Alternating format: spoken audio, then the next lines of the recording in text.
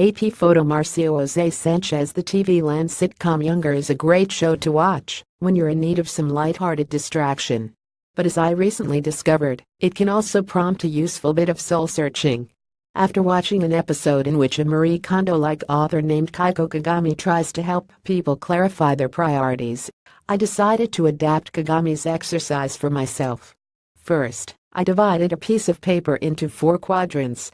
Then I wrote down my top 4 priorities, one in each quadrant, hoping to discover something illuminating, as the TV characters had, about how to live my best life.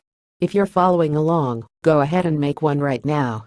Mine looked like this, I thought. That actually wasn't revealing or useful at all.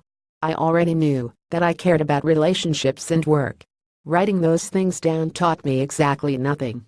The problem, I realized, was that if I wanted to glean insight about positive changes I could make in my life, I needed to take work and relationships off the table. The issue wasn't that those things weren't actually important to me, it was that they were far and away the most important to me. They loomed so large that I couldn't see anything else. But affirming that I care about people and my job didn't tell me how I could strengthen my relationships or improve my work, nor did it shed light on what other steps I might take to create a happier, more useful life. To get my priorities straight, I needed a different perspective. With that in mind, I decided to start over. No work or interpersonal relationships allowed. If you'd like to try it, go ahead and follow this step too. Here's my second version. This was way better. Suddenly I could see possibilities for change.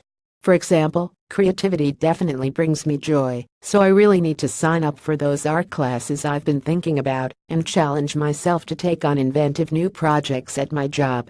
Spending time in nature always makes me feel centered and happy. That means I should make it a priority to get out of the city on weekends, ideally with friends and family. My first chart was accurate, but it felt like more of a statement. Only the second version prompted genuine reflection. Curious to see if this might hold true for other people, I decided to ask a few of my quartz colleagues to complete the same exercise. In each case, first I asked them to draw a chart with their top 4 priorities, without giving any other guidance. After they'd completed it, I asked them to make one leaving work and interpersonal relationships out. Here's what my coworker Karin's first and second versions looked like. Our handwriting looks eerily similar, but this really is a different person. After Karin had finished the exercise, I asked whether it had prompted any interesting reflections. My life currently is all square one, she wrote. I spend time exclusively on kids, marriage, work, and a small sliver of extended family. Yes, my life reflects the things that matter most.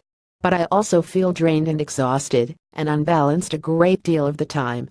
The second square, Karin realized, contained the things she needed to prioritize in order to feel her best. When I think about things that have brought me joy in, say, the last month, they are square 2 things: getting to go for a run, taking time to mentor, or write something that isn't for quartz. Because square 1 stuff matters so much that you'll just give and give without worrying so much about what you're getting back. The square 2 priorities get second billing, but they are the stuff that nourishes you. Another quartz colleague, Catherine, tried out the same exercise. Here are her first and second versions. When Catherine looked at her 2 charts, she said she realized how the second group of values could help inform the first. I want to be someone who works hard and is ambitious at everything, not just my job, she wrote. I want to push myself to reach new health goals, even if that just means asking myself to think about health in a different way, like hitting a certain number of push-ups for strength as opposed to trying to look a certain way. For everyone I spoke with, the exercise wound up provoking some sort of insight, sometimes simply acting as a reminder to take care of themselves. One friend was a bit worried that staying sane and healthy was the last thing she remembered to write down. Maybe that's not good. And putting work and relationships temporarily out of the picture didn't make anyone decide to quit their job and live as a hermit in the woods. Instead, it just helped us get a little more clarity about what's missing in our lives and discover the things we can do to get our groove back. Learn how to write for quartz ideas.